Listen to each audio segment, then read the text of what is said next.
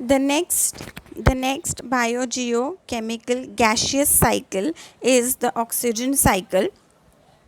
Oxygen is present in our air, in our atmosphere.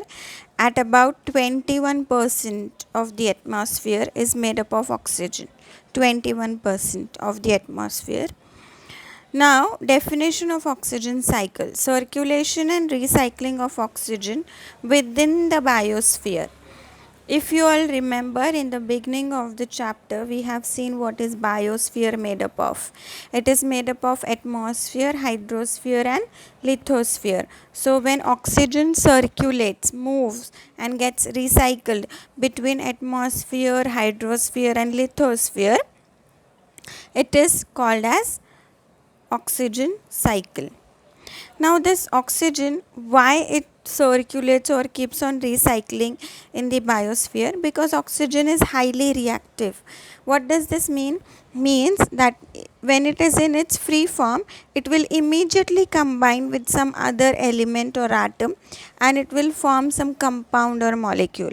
For example, usually when we study about oxygen compounds, it is always in molecular form, like O2, H2O in water with hydrogen, here with carbon dioxide, and there are many other carbon compounds, inorganic compounds, in which oxygen is present. So this means that oxygen is always in combination with some other element because it is highly reactive. It will never remain free. Now talking about oxygen cycle, how does this oxygen circulate in biosphere?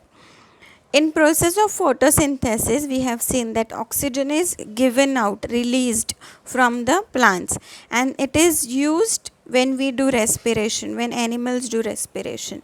Oxygen is also required for burning, which is called as combustion, for fire. If no oxygen, there will no be fire.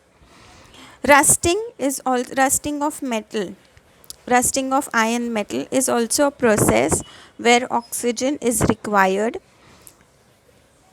Corrosion is also a process where oxygen is used up.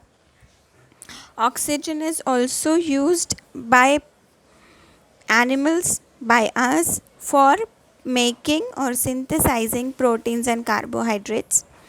In the atmosphere, oxygen is also used up for making ozone layer. So these are the things or processes which use oxygen. So there is more use of oxygen and there is less production, and the production depends only on photosynthesis. That means if we want oxygen, we are totally dependent on green plants. Now, depending upon the requirement of oxygen, microorganisms are of two types: aerobic and anaerobic.